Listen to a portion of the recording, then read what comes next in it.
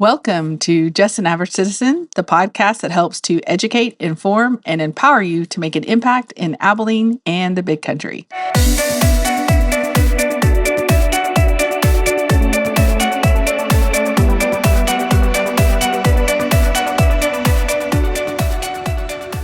Well, can you believe it?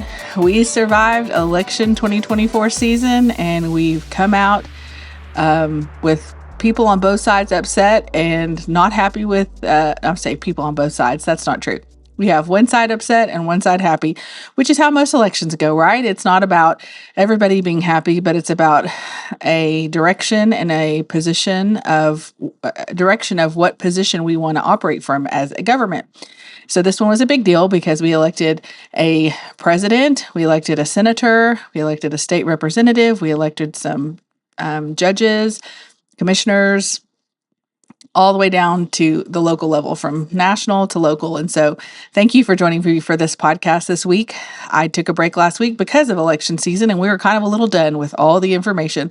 I don't think my brain could take anymore, and I was pretty sure yours couldn't either. So now we've got some great things to talk about. So make sure you subscribe and share so that you can be notified of when these podcasts drop, and you can make sure your friends and family know about what's going on, because it seems that the more I learn about our area, the more I learn the impact Abilene does have on the entire big country, because Abilene is not only the county seat of Taylor County, but it is the main place where people live. So even if you live outside, what happens in Abilene, it affects you and it matters to you, and you should be informed so that you can know what you need to do and what steps you need to take so that you can be a part of the solution rather than just complaining to people who really can't help you out.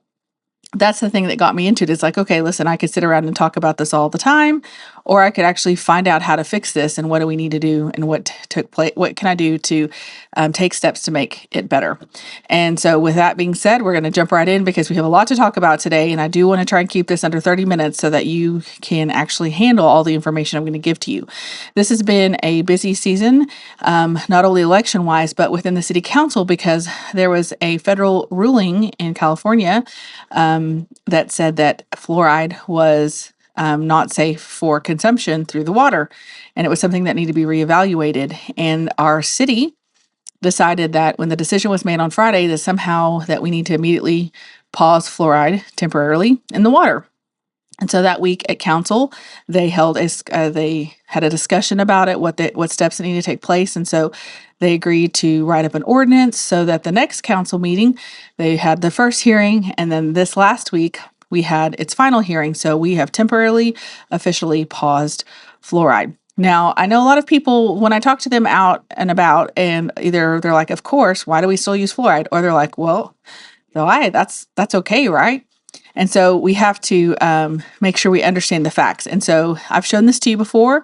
If you go to the Fluoride Action Network, it's going to tell you a lot of what you need to know about fluoride and how to educate yourself so that you can be informed and empowered to make good decisions, because fluoride was actually a byproduct of a chemical product many years ago.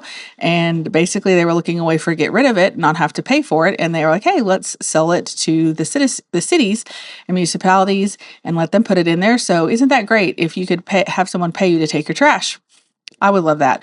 But actually, the research was shoddy. There wasn't really any information done to make sure what was being shared was factual. And so now we're at a position where we know how horrible this is actually for people. And people who've actually been getting fluoride actually have not seen an improvement necessarily in a decrease in tooth decay. But there are other issues that come up, like I think I told this to you last time. Let me see. I can't remember now on here. Key topics, frequently asked questions. What is fluoride? Yeah, isn't that funny? I forgot how to get to the place where it talks about, I just showed this to you last time. Health effects. There we go. If you come to the health effects, you can see there's lots of health effects. There's lots of issues. And really, most of the fluoride we get in the water, we swallow it. And so it's not meant to be swallowed, because if you go to a dentist, or you look on the toothpaste tube that has it on there, it says don't swallow it. So why are we drinking it? Makes no sense. So anyway, it is an issue that's come up and needs to be resolved. And so go to Fluoride Action Network if you're not sure about it, to understand why it is not a good thing. And as soon as this came out, I was like, this is good. This is good. I want fluoride out.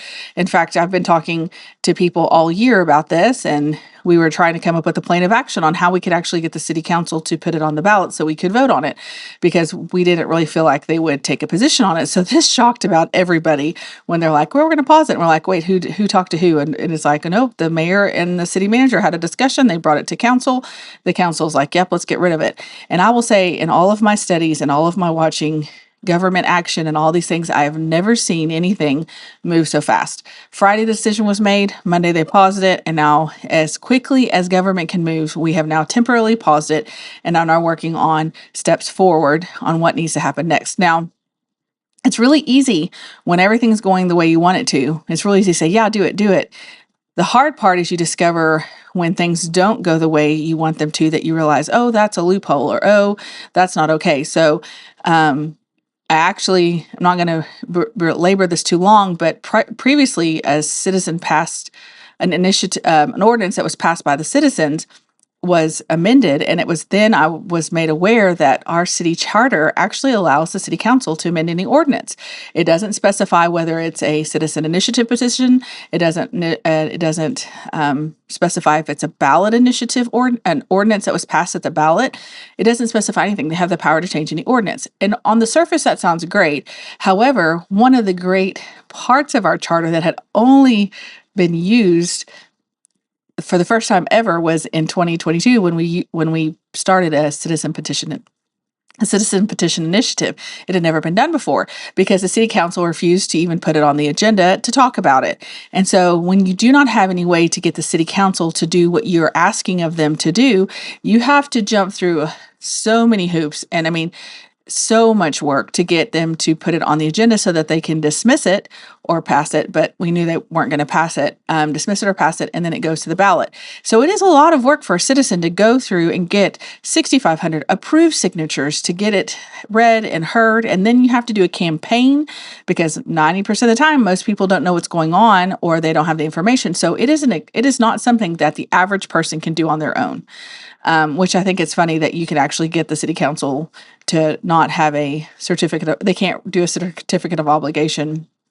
You have to do a citizen petition initiative. And it's like, yeah, if one person doesn't want a bond, who can get 6,500 signatures in 30 days? Because with the citizen petition initiative, you actually, for just getting an ordinance passed, you have at least 4 months.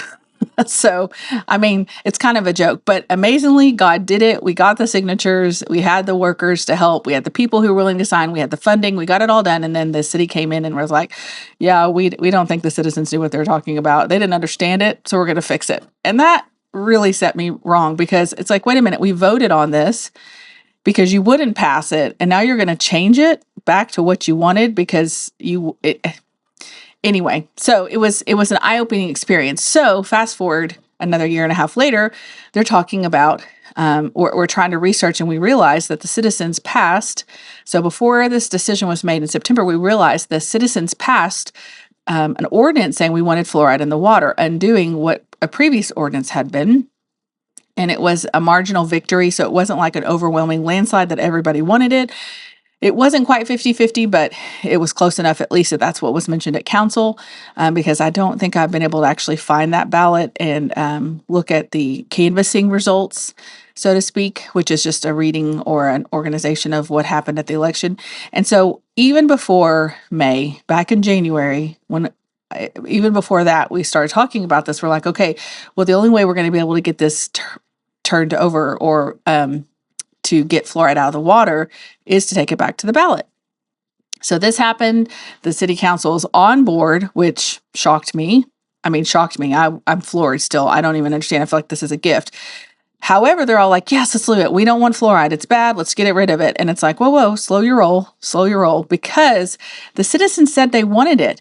And while our charter says that they can legally undo it, what is the point then of our vote? I mean, if anything we do, they can overturn it. There's got to be some processes that protect the voters' ability to go around the council and undo something. And our city charter has that set up. It just is missing a part that says, the city council can change anything except for the ballot initiative or a citizen petition initiative, and those things need to be addressed. But we can't address them now, and so right now it's in discussion, and this was the second and final reading of the temporary pausing of the ordinance. I have the actual ordinance here, which I think is always interesting. Oops, that's not the ordinance. From back in 2022, it says on September 14th, 2000, the City Council, by proper resolution and proclamation, called an election to be held in the city on the 7th day of November in accordance with the provision of this charter of said city for the purpose of voting for or against adding fluoride to the city water supply, and thereby recommending the repeal of the 1964 ordinance. So, again,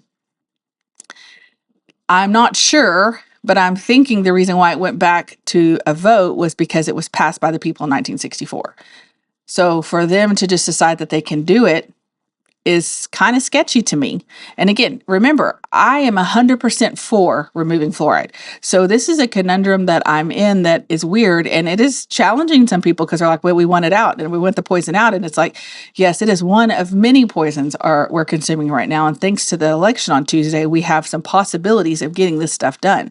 And so that's what's interesting is just like, where are we going? What are we doing? How are we handling this? Because whatever we do today, it will affect future generations. And so we want to make sure we're doing the right thing, following the right steps to protect our freedoms and protect the people's voices. And I feel like if we just pass it, then any other council from there on will just be able to undo whatever they want. And the troubling part was during the first reading and discussion of the permanent removal, the mayor said that if we did not like him overriding the people's votes, then we could take it to the ballot and unelect him or elect somebody else. And that seems, I'm not sure where that came from. He doesn't seem like an arrogant person, so I don't want to say it's arrogance, but it did feel like it was kind of a veiled threat, like, what are you going to do about it? And so that's why even Tuesday matters more to me than ever, because once everyone here understands what they did on Tuesday or what they did in this election, then they'll understand what they can do in the future. And if you know me, and if you've paid attention to my podcast at all, it's like getting people involved. How do we do that? How do we get people to recognize that they have power by their vote? And it was really troubling. The only person who spoke about just totally removing fluoride without taking it back to the ballot. Oh, I was going to play this for you while we're watching or while we're sitting here for a little interesting pace or interesting distraction. I don't know, but this is the whole point on number 20.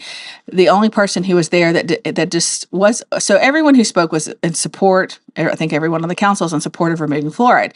But the person who opposed going back to the ballot said, why do we need to we don't need to burden ourselves with voting on it. And that rubbed me the wrong way because voting is not a burden. Voting is a privilege and a right. And if we don't understand how to wield that in a way that brings about the community we desire, then we certainly shouldn't go behind closed doors or up in the council room and let them do it when most people don't even know what's going on. Because that's what's troubling to me. Okay, so say we play out their scenario and they're like, well, we're not going to override the people, sort of. We're just going to bring another ordinance and we're going to have a public hearing and people can come and discuss, or you can email me.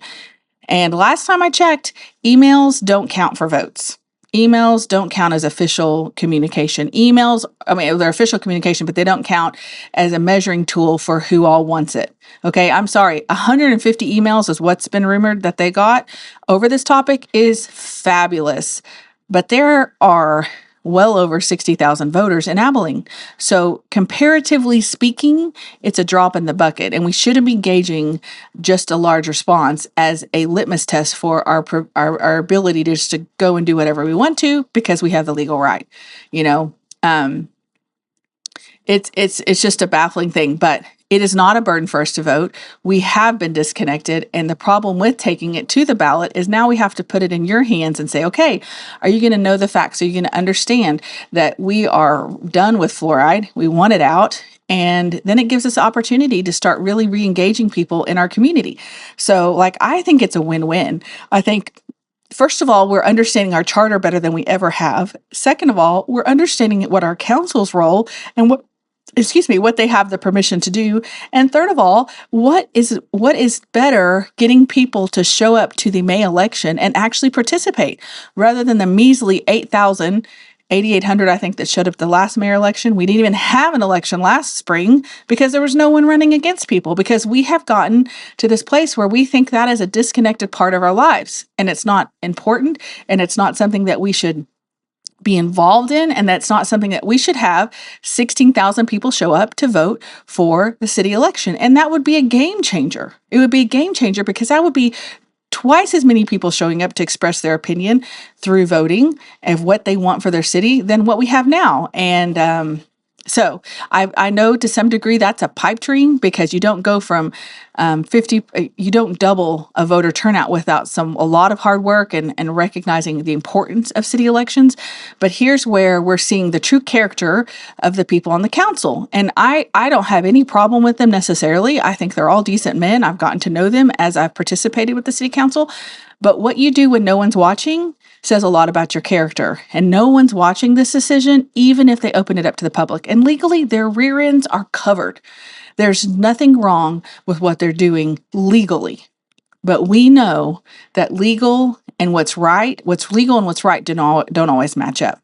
And so I think it's important to note, too, that before the election, Robert F. Kennedy Jr., who is being talked about being appointed to the National Health Advisory Board, or I can't remember what position exactly, but being involved in a national health conversation, which is fabulous. He said that he would be interested January 20th saying, okay, let's get fluoride out. And what I thought was interesting is this man who has litigated so many medical malpractices, things that have gone wrong, the problems with our medical facility, like what the whole industry itself has just got so many issues with it. So he knows what's going on, but he said that on January 20th, if they were elected and he was appointed, that they would get fluoride out. And he said, I'm not going to mandate it, or he said, I'm going to leave it up to the states and the municipalities to decide what they're going to do. I'm not going to force it. And so I feel like we getting this panic mode of having to, okay, we got to fix it. We got to fix it. We got to fix it. But the thing with government is never going to fix things quickly. Like government is not meant to be agile and nimble. It's meant to hold the line and make sure the boundaries are there to protect the people's rights to life, liberty, and the pursuit of happiness. That's what we're waiting on. So it's going to take a process. And even when we had Councilman Beard to a meeting that I was at, we asked him what was the most surprising thing about city government, and he said how slow it moves. And so again, backing up to this whole, we immediately paused it without even doing anything official. It wasn't an emergency. It wasn't like there was deaths happening. It wasn't like anyone had died because of it. But yet they just took advantage of a little loophole maybe and said, okay, we're going to pause it. Okay, then we're going to do the right steps too. And it's like, wait a minute. This whole thing is just really unsettles me because I want fluoride out. It's bad, but the way they're doing it is wrong. And it is so important that we stand our ground and say, do it the right way, even if it takes longer, because it will pay off in the end. I mean, I know cleaning your room is not a big deal, but if I told my kids to clean the room and they shoved everything under the bed, not saying anyone personally did that as a child, but when you shove things under the bed, is your room clean? It sure is. But guess what's going to be hard to find? Something important that's been shoved under the bed. And it's going to take you longer to go back and find that thing than it would if you just put everything away like you're supposed to. So again, it's not a great comparison, but we are causing future harm to our children by not taking care of things correctly. And we don't need to think of our vote as a burden. It's an honor, a right, and a privilege. And how many people in this world never get a say in how their government is run? But we are the people, and we get to do that. So I'm really excited moving forward to see how this plays out and to see how we can use the momentum of showing up to vote. Because now the exciting part I haven't told you yet is that in Abilene, and Taylor County, it's Taylor County, and it's not a huge difference outside of Abilene, but Taylor County, 61% of people showed up to vote for the presidential election. And to me, that is huge. That blew me away because I never thought it was even close. It was possible to get over 50. I mean, like, I'm shocked. And I heard in early voting that there was 50% showed up in early voting. I was like, there's no way that could be right. That sounds fake. But we had over 55,000 people showed up to vote for the presidential election, and overwhelming overwhelming Taylor County wants the things that Trump is doing and his administration's doing. They may not necessarily love Trump, but they definitely said, we choose Trump and what his administration is going to do and how he's going to restore our nation way more. It was 73% to 28% for Harris. And then for our state senator, it was 63%. I get this confused, 63 or 65% to, again, 28%. I mean, 2/3 said this is what we want for our community. And so we want our values protected. We want our rights protected. We want them to do things the right way. And so I think this is where we have to slow down and do it the right way so that in the end, our rights are protected for the long term and not just for this. Because again, I've had good friends who've been challenged by my position because they just want the poison out. And I so get that. And I so appreciate them willing to even engage in a conversation with me about it, because we don't agree on everything. Sometimes we agree on a lot. And then there's every now and then we're like, hey, we have to wrestle through this. But you're a person I enjoy. I like you. I enjoy being around you. I enjoy what we're doing together. And this is not going to divide us. And so it's so beautiful when you can have these hard conversations, because it's like, hey, okay, we don't agree. Let's not let this, get in the way of relationships. And sadly, not everyone sees it that way. But the thing they're like, we got to get this poison out. And in my brain, I'm thinking, poison is bad. We don't want this toxic stuff in our water for sure. But there's poison everywhere. And this is going to solve some problems, but it's not going to solve all our problems. I mean, there's the dyes they use, the chemicals they use, the preservative they use. I mean, the things they spray on our food, everything. There's so much going on right now that we'd have to shut down our whole economy, basically, if we were not going to, if we were going to take out poison, right? There's a process to get this done and to take care of it. And we've gotten lax by not participating. And so we're going to move forward with that. And I'm excited. And I hope you'll be excited too, to see how this plays out, because what an opportunity. I mean, we get to see our government actually work. And that is not something that everybody gets to do. Okay. The next thing I want to talk to you about quickly, because I'm winding up on my 22 mark, is that Chick-fil-A is having they're opening up I don't know if they're opening a new location. They're moving down across from Walmart. And one of the things I think was really interesting is that, let me see if we can hear this. City of Abilene on Southwest Drive. It is a dedicated public park, and it is a former recycling collection facility. That recycling collection facility is now moved to Walmart's parking lot, so I appreciate the corporate partnership there to continue to provide those services for the community. The intent of this is to recognize that there are some extraordinary site costs associated with this, and they are existing stormwater improvements that need to be removed and replaced to accommodate the footprint of the site. The total costs of these are about $1.3 million. Chick-fil-A has asked that the City Council consider assistance in that because it is a current public improvement that's having to be replaced to accommodate the development.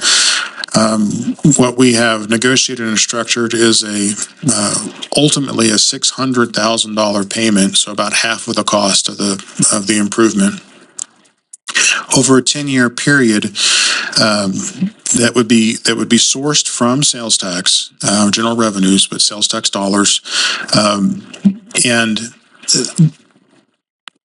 the vast majority of the payment we would make would come from the increased volume and sales activity at the new location. So there are actual real costs to the city of Abilene is going to be minimal. It could be zero, depending on how Chick-fil-A performs at that new location, but it'll be minimal.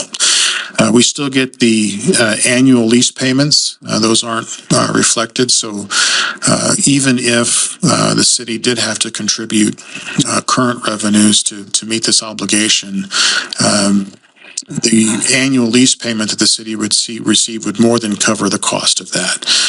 And so we've I think negotiated a deal that is responsible, and staff would recommend approval.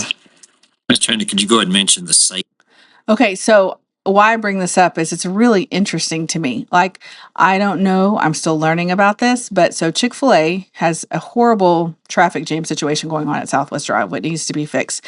So they negotiated a lease deal somehow, or, you know, it's hard to find all this information. I know enough to know there's something going on that I can't quite figure out, but I don't have necessarily all of the stuff in front of me to be able to present to you for a certain reason I will explain here in a minute.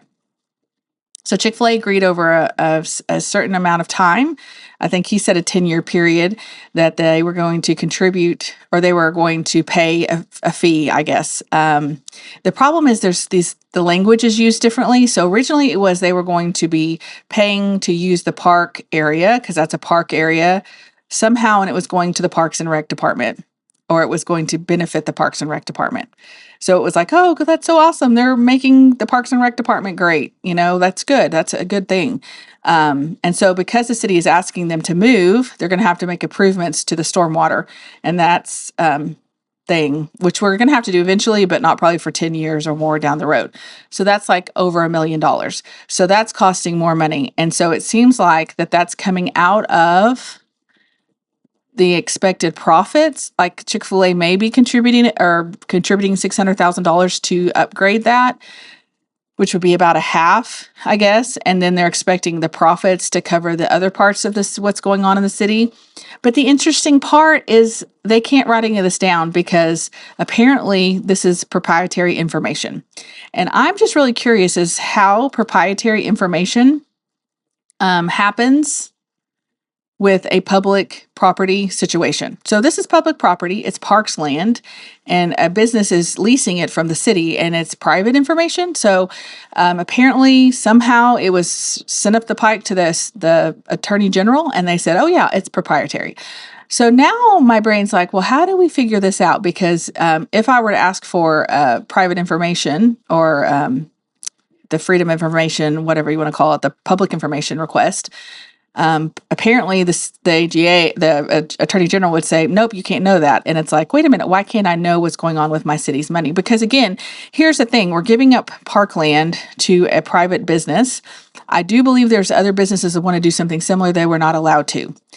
That's kind of what I understand. So there's that, but also we're having to make improvements on top of that over $1 million. And again, we're on a budget. It's tight. Money's tight, although maybe things will change with the new administration coming in January, but we don't know that yet. And it's like, how do we not know this stuff? And so it's really frustrating as a citizen to not even be able to track this stuff. And this has happened several times, and I'm learning how to ask, and I made a stupid word. You can see me talking there now. I was like, Chick-fil-A's donating. No, they're not donating. I know that. I just, I used the wrong word. Contributing is the right word. And so again, I'm sharing this with you because it's something to pay attention to, because how our city sets it up, or set up different deals, matters, because it does open up doors for things in the future. So I don't know what that looks like, but I just wanted you to be aware, because that's something important that we were paying attention to. And I'm excited to see what we can find out about this, because it's something that wasn't super easy for the public to know about. In fact, there was no information in the packet because of this proprietary information, and I'm looking forward to seeing what I'm able to get out of that. So anyway, that's all I really wanted to do on that one. But again, let's watch and see what our city council does with this permanent removal, because how they do it will reflect, I do believe, on what their understanding of how our government should work. And that should be telling to us to know what kind of positions they hold and what they're actually going to do when it really matters. Because again, there's lots of decisions that they just get to approve, and there's not a lot of wiggle room for them, to be fair, but this is one where they could do the right thing and actually allow the voters, because they just put it on the ballot, and we're already having an election. So it's not like it's going to cost the city anything necessarily extra. If it's extra, it's not going to be a significant amount, but to me, to protect the voice of the voters, does matter, and it should be maintained, because again, if we don't have the right to voice our concerns and things through voting, then when are we going to get it? Because I can tell you what, I can go up and say, hey, listen, I don't want you to do this. And most of those on the council right now, they're not going to agree with me or stand up and support what I want yet. And maybe they get to know me. They'll know that what I have is based on research, and they'll do that later. But for now, that's not the situation. And that's okay. I'm learning and growing, and I want to do all the hard stuff first and figure it out. along the way so that I can pass it along to you so you can have a least resistance experience. But, this is where if they would hold a meeting in the evening so that people could attend, and it's not only in the morning where most people can't attend. I mean, I have a luxury of getting to go because this is part of my journey of what I'm actually doing, and I invest in this time and I set aside this time for this purpose. But not everybody has that opportunity, and nor do people have the time to read through several hundred pages of packets in order to be informed of what's going on. And so we're working to make this more accessible to you, and that's why I think it's important to watch what's coming on in the days ahead. And so let me know, what do you think? Do you think it's more important to get rid of the poison, or is it more important to protect our freedoms? What's your thoughts? Because I think our children deserve a better future, and we deserve to get them to have the freedoms to be protected. And this one decision, I'm not sure if it's a hill to die on, to let power take over the power of our voices. So let me know what you think in the comments. Please make sure you subscribe and share to this podcast, because it's super important that we get the word out so people can be informed. The last thing before I wrap this up is I have started doing a top 3 on Monday mornings before the city council meeting. So if you'll watch that for on this Just an Average Citizen page, and it's made so where hopefully you can share it with your friends so they can know what top 3 things that I think as citizens we are concerned about and interested in what they're talking about at the meeting. And it's just a way to make it more accessible for each person's amount of time to invest in listening or invest in knowing what's going on, because it should be something we all know, because it matters. And it doesn't matter until you need it to. Like, if you wait until you need to know what's going on, it's kind of really hard. You're up against a wall there. If you start paying attention along the way, when something comes up, you'll be more equipped to be able to take care of it in a timely fashion, and hopefully it'll end in a result that you find positive. And so thanks again for watching today.